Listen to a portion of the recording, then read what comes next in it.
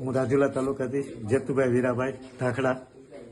આજે મેં વિડીયોકોન કંપની 2007માં આવતી હતી ત્યારે મને મારી ઘરે આવીને દશરથભાઈ પટેલ કે તમારી જમીન આપો અમને, તમારી માટે રાખી લે. મેં road touch Savarkundla road touch 26 વીઘા જમીન આપી. મેં મારા ગામની વચ્છાદર ગામ મારું છે, મારા ગામની 9 વીઘા જમીન આપેલી છે.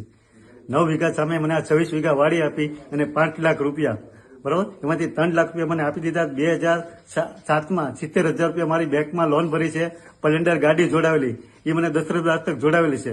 આ લોકો અત્યારે 2017માં અમરીશભાઈ ડેર ધારાસભ્ય બન્યા. 2019માં માયાભાઈના છોકરા ભરતભાઈ માયાભાઈના નામે બિનપાત્ર દસ્તાવેજ કરેલા છે. રાકેશ કન્યાલાલ કોઈ ખાતેદાર નથી, બરાબર. અને આજે ખોટા દસ્તાવેજ કરી અને ત્યારે મને એક કોમ્પ્યુટરમાં લોક મારી દીધો હતો, બરાબર, કે હું જ્યાં મામલતદારમાં જાઉં, સર્વે નંબર મારી પાસે મોટે 1 હોલ થોડી આગળ 1 હોલ પેક 1 તો ન નીકળે. મેં જયારે જૂનો ખેડૂતનો હાથ બાર ગોઈતો એમાં જે નંબર હતા એ નંબર કઢાવવા ત્યાં તો નીકળ્યું ભરતભાઈ માયાભાઈ ભમર. અને હું પાગલ જેવો થઈ ગયો, કારણ કે કરોડો રૂપિયાની જમીન આજે મારી પાસે ચૂંટવી લેવા માંગતા હતા, બરાબર. ત્યારે મેં કોર્ટમાં દાવો કર્યો. દાવામાં મારા રોહિતભાઈ બારિયા મારા વકીલ, મેં મારું સસ્તાઈમાં 1.5 લાખ રૂપિયા પહેલા મારી પાસે ફી માંગી. મેં મારા બધા દાગીના વેચી અને એની ફી પહેલા ભરી. હું કોર્ટ આવીને પંચનામું કરી ગઈ. કોર્ટ પંચનામું કરી ગઈ ત્યારે પંચનામા મારા 5 સાક્ષી અને મેન સાક્ષી બાલુભાઈ બચુભાઈ એ પણ પંચનામામાં હાજર હતા, બરાબર. બીજા દી કોર્ટની મુદત પડી, ત્યાં પણ બાલુભાઈ બચુભાઈ આવ્યા. બાલુભાઈ બચુભાઈ કીધું અમે દશરથભાઈ આપી, દશરથભાઈ કબજો જેતુભાઈને આપ્યો. બસ ત્યાં જ મારું પૂરું થઈ ગયું. આ લોકોએ પછી 52,000નો મારા નામનો જે દંડ હતો એ દંડ જીએબી એક જીએબીની ગાડી પંચનામામાં, એક સાવરકુંડલાની એક રાજુલાની 100% મારા એક તરફી પંચનામું છે. આ બધાના નામ છે, કોઈ આવ્યા નથી. મારે એક તરફી પંચનામું થયું છે. હાલ અત્યારે આ લોકો કોઈ નામ લેતા નથી, પણ આ જે કરોડો રૂપિયાની જમીન મારી પાસેથી માયાભાઈ અને અમરીશભાઈ આવા કૃત્યો કરી અને હું આનો માલિક બનવા નથી દેતા, બરાબર. એને ભૂખ હતી. હું આજે રાજુલા 2007માં હીરા ખર્ચતો હતો ત્યારે મને આ જમીન મળી. આ જમીનમાં મેં મારા દીકરા દીકરીઓને લગ્ન પસંદ કરેલા છે. હું અત્યારે મારી પાસે જમીન છે, કોઈ નામ નથી લેતા, પણ જયારે મારા આવો વૃષ્ટિ થઈ, કેટલું નુકસાન થયું વાવાઝોડામાં તે પહેલા હું ત્યારે મારે ડુંગળી હતી, જ્યારે એક વખત જયારે કનેક્શન કાપી નાખ્યું તો શરૂ ન કર્યું. અત્યારે હાલની તક લાઇટનું કનેક્શન બંધ કરાવી દીધું ખેડૂતના નામે. આજે 3 દત્તા છે એનું કોઈ નતું, જે ખેડૂતના નામે હતું.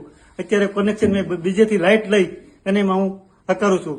આની હિસાબે મને કાંઈ લાભ મળતો નથી. બસ એટલી મારી નમ્ર વિનંતી સરકાર પાસે કરું છું કે જો હું ખોટો માણસ હોય તો મને અહીંથી ઉખેડીને કાઢી મૂકીને કાંઈ પૂરી તપાસ થાય તો આમાં સુરેન્દ્રનગર વાળું થાય એમ છે. હું આમાં કંઈક મામલેદાર કલેક્ટર બધે મારી પાસે આધાર પુરાવા છે. 2007થી આ કબજો મારી પાસે, આજુબાજુ વાળા બધા. હું પ્રબંધ મેન માલિક બાલુભાઈ બચુભાઈનું જેને પૂછી જોવે, જો આનું પૂરેપૂરી તપાસ થાય તો આજે સુરેન્દ્રનગર વાળી થાય એમ છે. કઈ કારણ છે પણ અત્યારે નહીં થાય, કારણ કે અમરીશભાઈ અને માયાભાઈ આહિર અત્યારે મોદીની હારે રહેવા વાળા છે. બસ એટલી મારી નમ્ર વિનંતી. મને જો ન્યાય મળે, જો સરકાર જો સાચું હોય, હું અત્યારે જોઉં છું કે નવનીતભાઈને અત્યારે કેવું, પણ હું નવનીતભાઈ એ સમાચાર મોકલું છું કે આ સરકાર પાસે અત્યારે માયાભાઈ અને અમરીશભાઈ, મેં જયારે પેલા પણ કીધેલું છે કે અમરીશભાઈ ચોર છે, કારણ કે મારી જમીનના ખોટા દસ્તાવેજ મને ખબર નથી પડવા દીધા. 1.5 વર્ષે મને ખબર પડી, 17 મહિને, કે મારી જમીનનો દસ્તાવેજ કરી લીધો, કોમ્પ્યુટરમાં લોક મારી દીધો, મામલતદારમાં જાવ તો નીમળે નહીં.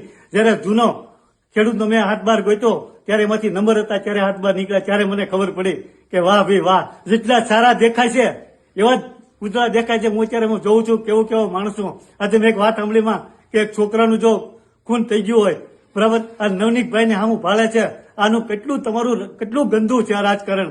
બસ મારે ન્યાય જોવા ગમે, બરાબર. જો હું ખોટો હોય તો આજે 10 કરોડની જમીન કહેવાય તો મને લાટ મારીને કાઢી મૂકે.